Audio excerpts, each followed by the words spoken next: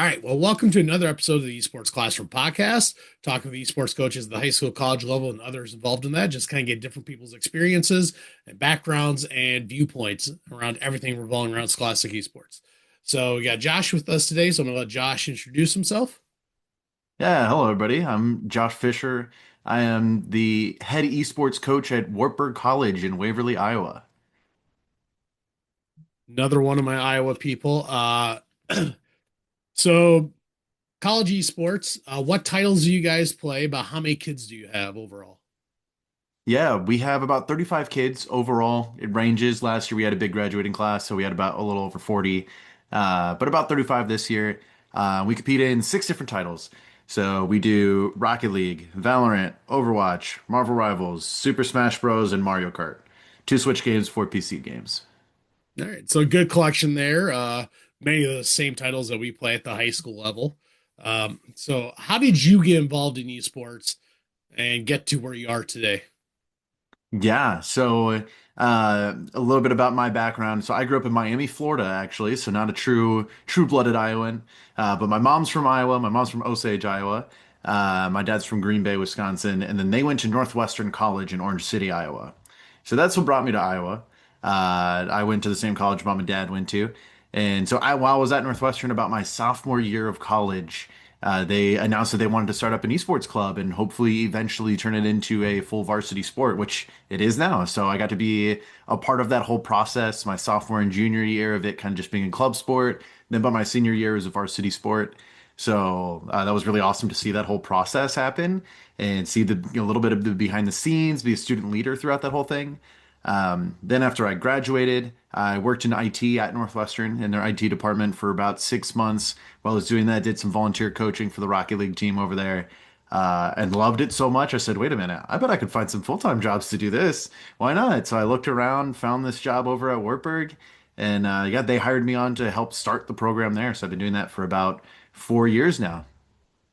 So you got to be a high school, I mean, a college player, and now you're running your own program, getting it started. What were some of those things that really were the big obstacles you had to overcome when you got the program started, or you had to do? Yeah, when I first started, it was a whole lot of learning. Now, luckily, the entire esports community is amazing. I had several people reach out to me before I even officially started the job. They heard that I was hired and reached out to me various means and were just like, "Hey, I heard you got hired. Like, if you ever need anything, let me know." So it was a lot of asking people questions about what is going on, what games do I do, how do I get people to join, how do I recruit more people. So all those things. I think that the biggest ones were which games should I do. That Yep. was the hardest part because there's all sorts of leagues for any game you want to do at the collegiate level.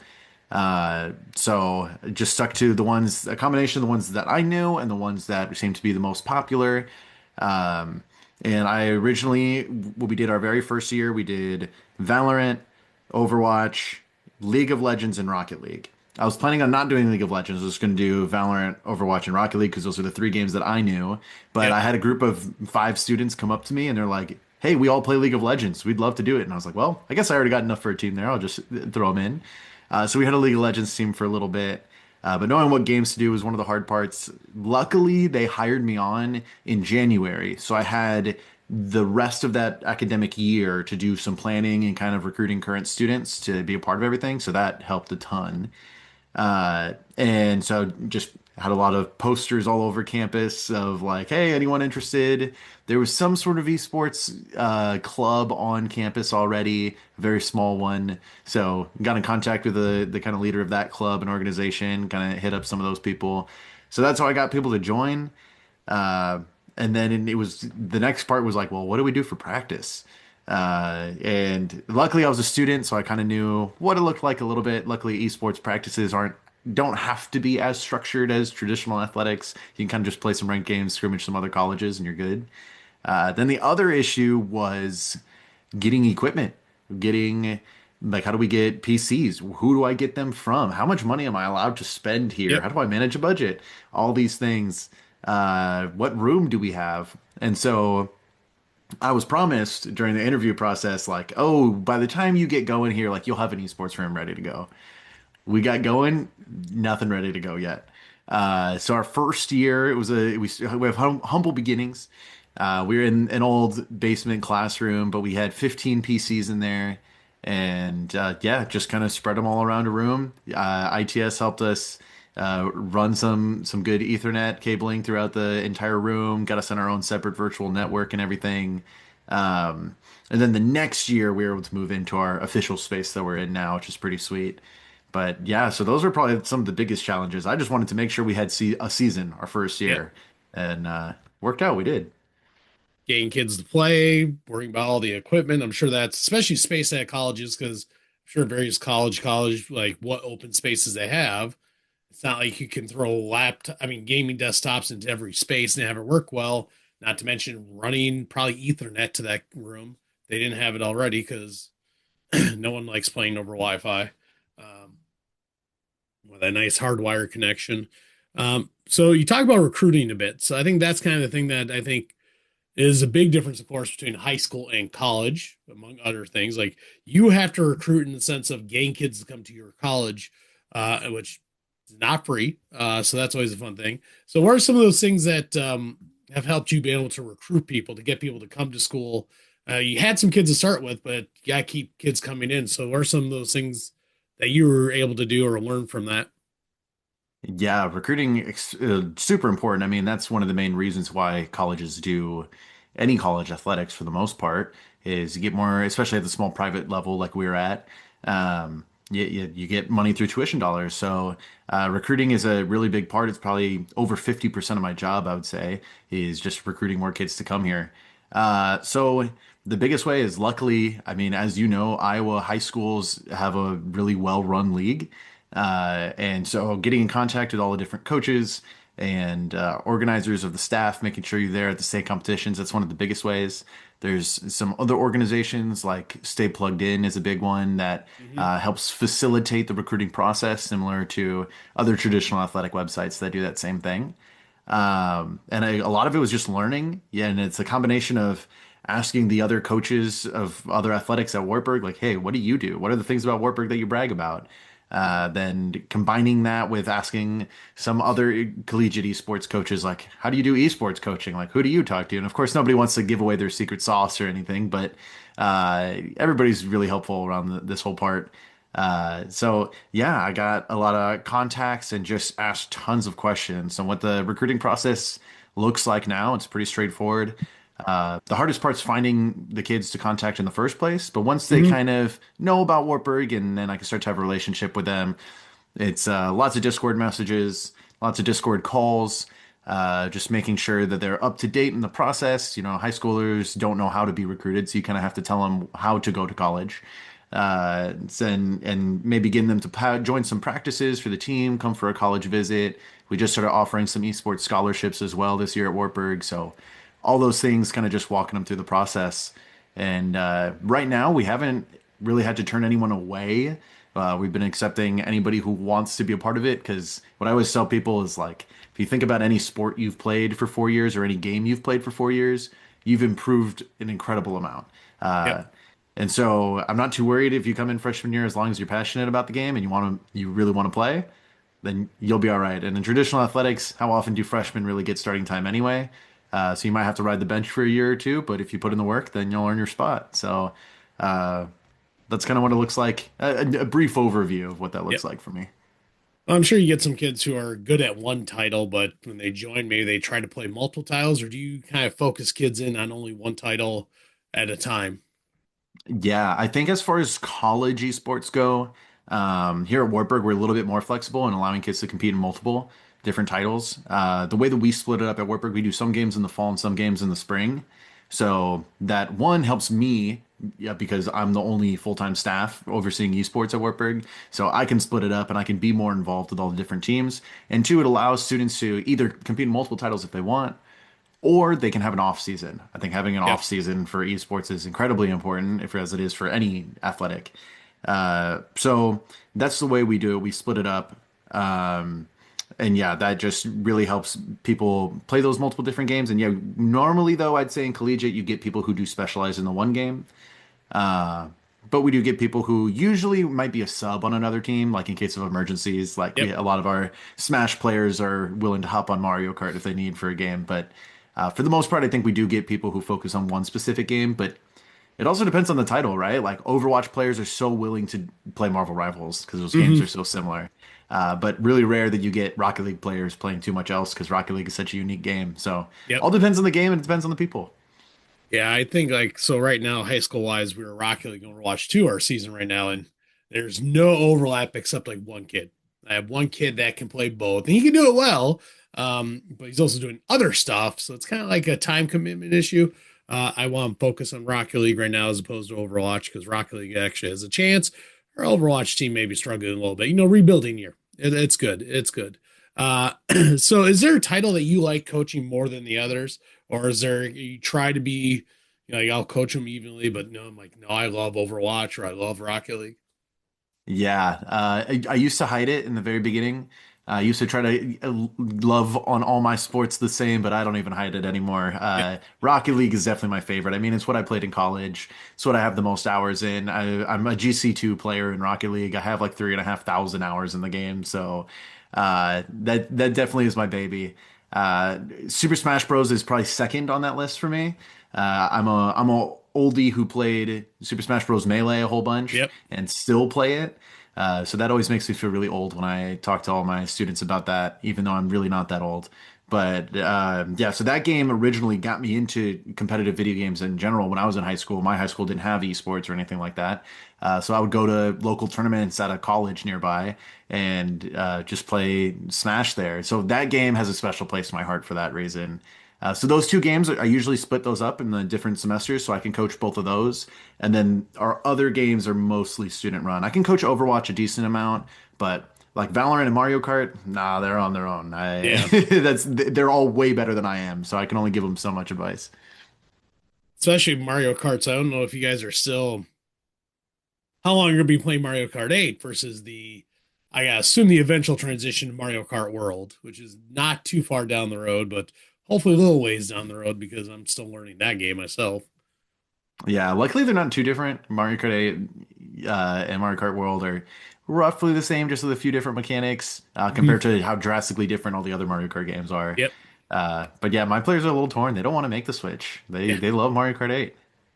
A couple college kids talked with, and like they're either happy they're going to be done before the switch happens, or they're like, I just haven't. I mean, people don't have a lot of Switch 2s out there right now. We actually just picked up a couple of Nintendo Switch 2 consoles, just so we're ready for the future.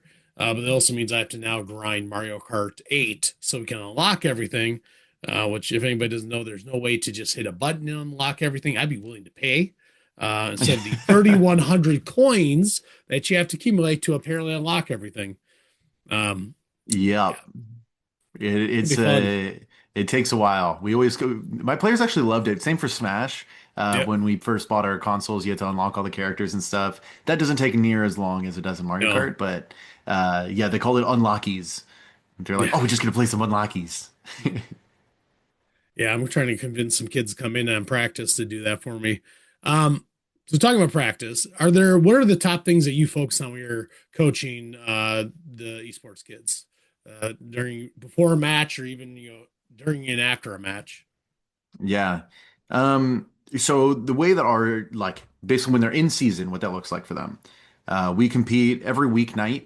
So we do 7 to 9 p.m. every weeknight. Nothing on weekends. We keep that free. Two of those weekdays are game days because we compete in two separate leagues. One's a more national league, one's a more local league. So we compete Mhm. in two leagues, and the other 3 days are practices.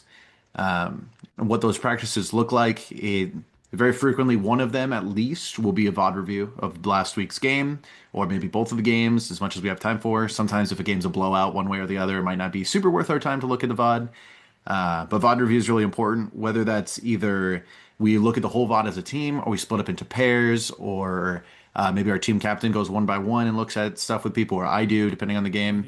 Mhm. So yeah, VOD review is super important. I think everybody should do that. And then other than that, the best practice is always scrimmaging other colleges. Yeah, just getting basically playing the same format as you would compete in is really, really helpful. And then other than that, we just play ranked. We don't do a whole lot of other sort of like drills or anything outside of that. I've messed around with some like aiming drills for some first-person shooter games. I think that's a little bit helpful, but I don't think you want to overdo that. Yep. For the most part, I think time spent in the game is the most worthwhile practice you can get. Yeah, getting that game time up. I know we looked at one time, I forgot what the software was, but it was to practice your first person shooter aim and practice with that and talk with some coaches are like, oh yeah, we're gonna drill on that for 5, 10 minutes and then we'll get in. Whereas I'm like, I don't know how authentic it is, especially because you're talking about separate software than the actual game itself. I mean, at least I know with my Rocket League players, first thing I'm like, just gotta get warmed up, right? It's like anything, you gotta go play some training by yourself to get warmed up before you go and do anything else. Yeah, warm-ups are pretty important for Rocket League and some of the more mechanical games. Uh, but some games you could just kind of hop right in. Overwatch, Yep. I leave it up to their personal preference if they want to like hop in a death match or something. But for the most part, they usually just like to hop right in, and Yep. I don't think that's too big a deal. So what are some of those big wins you've had as esports coach? Like this is the reason why we do esports. Yeah, so the biggest reason to me is relationship building. I always say that like my coaching philosophy and our program philosophy, this is the first thing I say to every recruit, the first thing I say to any of my players when they're freshmen, the first time they walk in the door, you belong simply because you exist. No qualifications, no disqualifications. So that to me is my main goal is that people, I can't control how they feel on campus as a whole. I mean, Wartburg is a great place, so usually that's a pretty good job. But at least within our esports arena, you belong simply because you exist. Um, we have a lot of people, a bunch of different identities on the team, a lot of people from all over the world, a lot of international students even. And so it's really important to me that they feel safe to be themselves and they Mhm. truly feel like they're a part of the community. Um, so that's the most important part. And yeah, it's really cool to see those relationships develop, even if it's not relationships with me, even if it's relationships with each other, which is almost more important to me. Uh, Seeing those develop has been really, really cool. There's been one of my players has invited me to their wedding. I gotta go to his wedding afterwards after he graduated. That was really awesome. Uh, so that was a pretty big win. Some of my players, they graduated and now they all live together in like Iowa City. And so, yeah, it is really, really neat to see them building these lifelong friendships that they're gonna have forever. Um, so that's the most important thing to me. Those are the biggest wins. Aside from the relationship aspect, like actual winning titles and stuff, our first ever year was actually really, really good for Overwatch. We had a bunch of people who were already current students. Some of them were kind of quick play warriors. Some of them didn't play too much, but they just loved the game. They all hopped in. They're all like bronze and silver. Maybe one of them was gold. So fairly newer players to the game.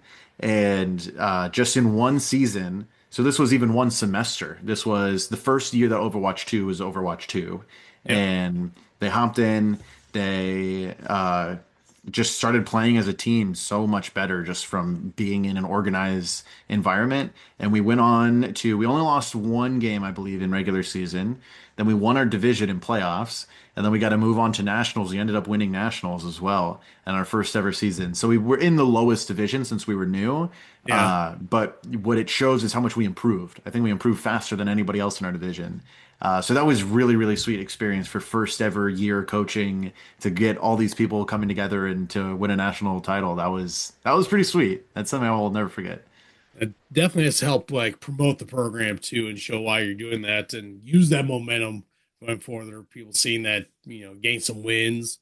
Probably helped on campus too. Like, hey, this is an actual thing. This isn't just a random thing we're doing. Yeah, it helped to get a trophy right away to put in the room. Yep. Hardware's always good. Oh yeah. Although my trophies just sit in my office behind me at my school. Like I say, you need to give me my own like rack up in the hallway, right? Uh, got a few trophies. Uh, so this is a question I didn't put on there, but after having a conversation with Coach Alney recently, it was kind of like the future. Thinking about like what would you like to see happening in esports, and this could be at the collegiate level in like next 5 years, or what's those things you kind of hoping to see happen? Oh man, yeah, the future of esports. Esports is crazy. I mean, I always used to say it's the Wild West of sports, Yep. but it's gotten a lot more organized, though I don't think it's fair to continue saying that about esports. Um, but it still is super unknown. I mean, the biggest thing that separates esports from traditional athletics is games come and go. You never have to worry about basketball or football going anywhere. People are going to be Yep. playing those forever. But like Marvel Rivals, it was added and it was like, is this gonna stick around? Who knows? Like maybe we'll compete. I know some schools are waiting to really add it. Hmm. And then there's games like League of Legends that I just see less and less schools having League of Legends teams. And Rocket League is kind of getting to that point now where less and less people are playing Rocket League, even though a bunch of streamers like Jinxie has been playing Rocket League. So maybe it's getting revived right now. But Yeah. Seen some as a numbers go up whole, on it. yeah, it hit like its highest player base in the past like 5 years or something. But as a whole, like, yeah, the esports is just so unknown. I think what I would just love to see is it be a consistent program that almost every single school has. Yep. Even not at the collegiate level. I think at the high school level, I think I would love to see every single high school have an esports team. I think it's like the easiest one to run. You just basically need a facilitator. It's awesome if you have someone who can coach the games, but if not, Hmm. some schools just kind of have someone who's there. You just got to invest in the PCs and give them a room. And then for the most part, it just kind of runs. You don't need to worry about a whole football team or anything or having a basketball gym to play in. Yep. But I'd love it to be a thing where you don't have to wonder like, hey, does this school have esports? It's just like, oh, of course they do. Yep. So throughout the next 5 years, I'd love to just see it grow and grow and grow in popularity, and for it to not be like, oh, they play esports. I feel like it's already starting to get there now. It's like, oh yeah, so and so's kid plays esports. It's really cool to see how it's more known. So just Yep. popularity overall, I think would be my dream for esports over the next several years. I think we're pretty well set up in Iowa. I see more and more schools doing it. It's those bigger schools, which I think it's always the size. You have more barriers against something maybe going sometimes. You look at Cedar Rapids, for example. You got three big high schools in the Cedar Rapids public school system, but not all three of them are doing esports. And so it's kind of interesting where you even have a district, it's not consistent across. Same thing with like Iowa City was slow for the other schools to catch up after Iowa City West started that. um, Talking with some of the neighboring states, look at Missouri has a nice state system. Wisconsin has a good state system. Minnesota has a good state system. And I've yet to talk to Kansas or Dakotas or stuff like that. But it's interesting where each state's kind of getting to that point. So, like, I know Iowa's only been really exploding for the last, well, 6 years, I would say, because that's how long I've been coaching in this state. So it is interesting. I do think it'd be nice to be more consistent across all the schools. Um, I kind of like as a recruiting thing because say 10 miles away doesn't have esports, but we do. We might pull a kid there. Declining enrollments are a big problem in public schools right now. Yeah. But it is. I do think, especially, it'd probably be easier for you guys in recruiting sense, but it's also making sure we're making those connections between high school and college. I know when we're at the state level talking about what games are we going to play, we look at what the colleges are playing. You talk about League of Legends going away, and yeah, I don't have a lot of kids interested in it, so we can't commit the time and energy into it. Whereas I got a lot of kids interested in Mario Kart and Smash, Rocket League. Hey, I got my 5 kids. That's all I need, right? I just got my 3 playing, my 2 backups. Although my backups are really nervous about playing right now, so they can't get sick. I do think that consistency be there, and yeah, we're adding rivals this spring, so I'll be interested to see how you guys are doing at the collegiate level and how that works at the high school level, and if this sticks around. Yeah, it shot up in popularity and stayed there longer than Yep. everybody thought from our rivals, and then dipped down a little bit. But yeah, I'm at the collegiate level, at least at Wartburg. I kind of did the opposite, where I looked at what the high school was doing, and I was like, man, you guys are all doing Mario Kart. Hardly Yep. any colleges are doing Mario Kart. We got to get that going. So that's why we just had a Mario Kart last year. So yeah, that's been a huge success over here at Wartburg. Both seasons we've competed in, we've won our division. So that's been pretty sweet. So Yeah. yeah, excited that Mario Kart's a thing now. I didn't realize how competitive Mario Kart was Yeah. until we added it. And I like looking at what their states are doing, like how they play Mario Kart too. And I know we've changed it around in the state, but it is because right now you need about 4 players on the starter team for our high school in Iowa, whereas before we needed 6. So it's kind of that numbers game too, but also how you compete.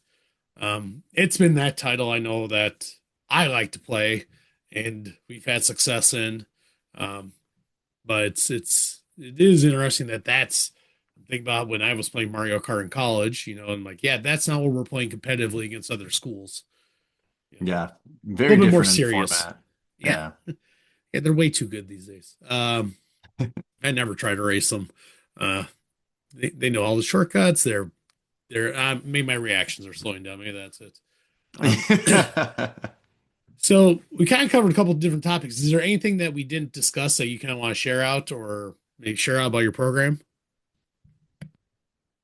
Not too much else. I mean, I think it would have been a sin if I came on this podcast and didn't say you belong simply because you exist. Yep. I say it so much, my players almost roll their eyes when I say it now. So that's the biggest thing, and I hope that that's just true of esports in general. I love the scene so much, Mhm. and ever the beginning of every season, I go over our core values. One of our core values is equality. And I think something that's so beautiful about esports is the way equality is baked into it. And it doesn't matter how tall or short you are. And when you load into whatever game you're playing, you load into Rocket League, for example, Yep. everyone's car drives the same speed. Everyone's car turns to the same turning radius. Like everyone has the same tools at their disposal to try to compete and make the use of best of what they have. So I just always want people to pay attention to that as they're playing esports. And, maybe if parents are listening or whatnot, and you wonder why esports is important. Hopefully, you realize all these different values and these good skills that come from esports, and especially the idea of equality. I think it's built into our competitive ecosystem, and hopefully that leaks out and kind of just everybody absorbs it Yep. into their day-to-day values. That's always been something I've tried to promote too, just because it's a space for everyone. Like esports, come on down, we're here. Even if we don't win, I always tell them, hey, at least at the end of the day, we're just playing video games at school and having fun. And that's always, we may be 0-7 this season. Actually, we got a forfeit win, so we'll be 1-6. But hey, we're still, it's still a place to come together. Um, try to make that for everybody. And that's good to hear that that's happening at the collegiate level too, because I think that is a consistent message I'm hearing with esports. Um, Yeah. Otherwise, why are we doing this? yep, a lot of energy for playing video games at school.